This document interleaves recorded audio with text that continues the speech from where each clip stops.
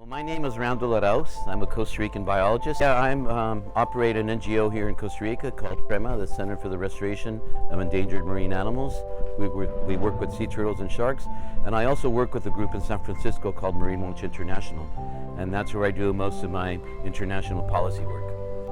Okay, well, my research is mostly about protecting endangered marine species. So I started out with sea turtles, but then as I was working with the sea turtles, we had the problem of the shrimp trawling industry. So I'm educating people in coastal communities, teaching them that it's better for the turtles to be alive, changing their ways where they stop eating turtle eggs and they change their whole livelihoods.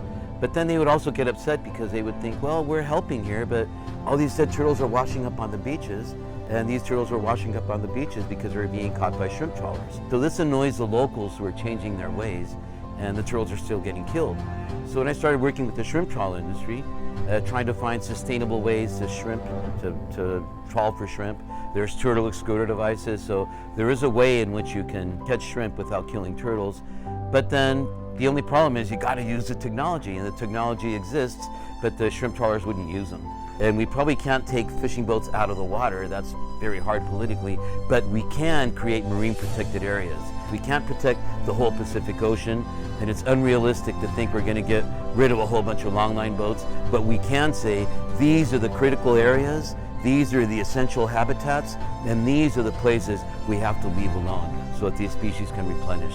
So that's pretty much what our whole research has been about over these years. Over here we're in Bahia Santa Elena on the Santa Elena Peninsula of Costa Rica, and there's a nearby community here called El Hobo, and it's a fishing community, and these fishermen for decades their livelihood has been based on compressor diving. So a friend of mine who used to work with me, a biologist, she came here attracted by the amount of turtles that occur here, and she met with the local fishermen, and she convinced them that this could be an alternative for them.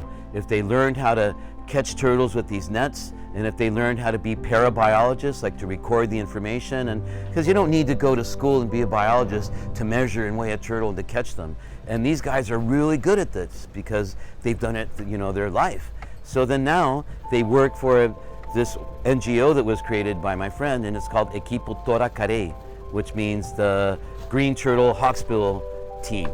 So what they do is they take university groups out, or people who want to do scientific tourism, and they take them out and you can watch them do all the work. They have scientific permits, all their work is backed up by scientists, and they do the field work for us.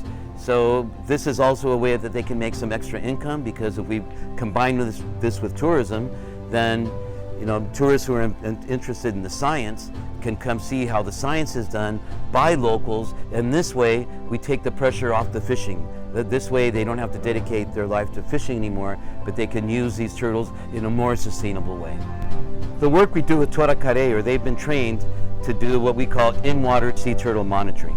Everybody works with sea turtles on the nesting beaches. But once you get your feet wet and you work with the turtles in the water, you see a whole different world. Turtles that are not nesting, different species that live and forage here, but you don't see them because they're not on the nesting beaches, but they're definitely here. So what they do is they set these turtle nets that have this big mesh, like a 50-inch mesh size, so it's big to catch big turtles. They catch the turtles for us, and then they bring them on board, and then they do all the typical monitoring. So you do the carapace length, the carapace width, you measure it, they weigh the turtle, they tag the turtle and with different techniques, like they use the metal tags on the flippers that are visual tags. They also use a more modern tagging system that's called pit tags. It's like a little grain of rice. It's a little tag. You punch it into the skin with a hypodermic needle, so you're never going to lose that tag, which is a problem with the external tags. And this tag will give you great information, and you're never going to lose it unless the turtle dies. So it's going to be in there. So for instance, the turtle we caught today, the fishermen were able to look in their books and they said, oh, we caught this turtle 4 years ago, and this turtle used to have metal tags, but the metal tags are gone. But since it had the pit tag, the more modern tag, they were able to say, oh, we tagged her 4 years ago, and then this way we know that if these turtles are coming with different frequencies. But the place where we were catching these turtles today is a foraging site.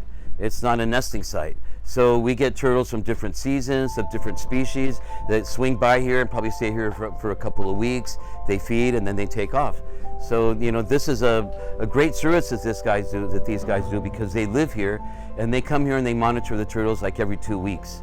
And for biologists, like me, coming all the way to San Jose and coming out here renting boats, it's definitely a cost.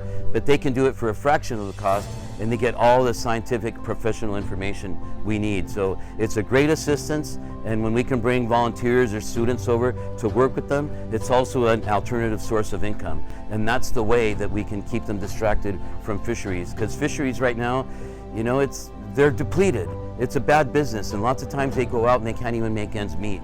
So for these fishermen as well, it's a great deal. Show the tourists or the volunteers the work we're doing. You do education, and they're the good guys in the story.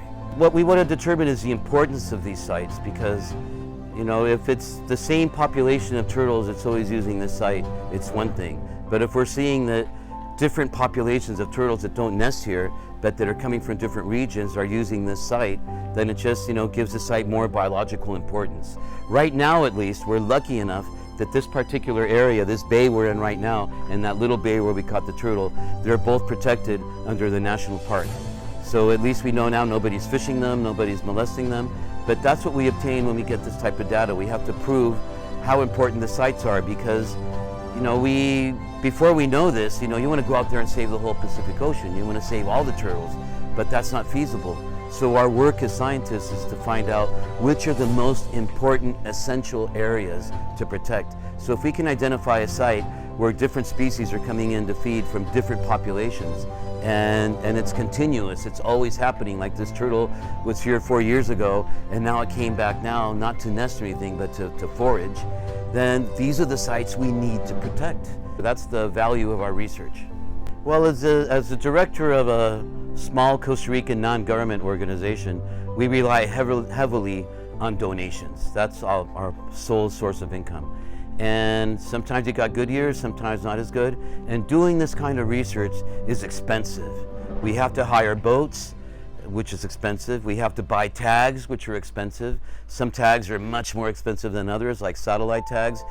So doing the field work is a major investment, and it's hard. And getting out, you know, the more remote the place is, the harder it is and the more expensive it is to get there.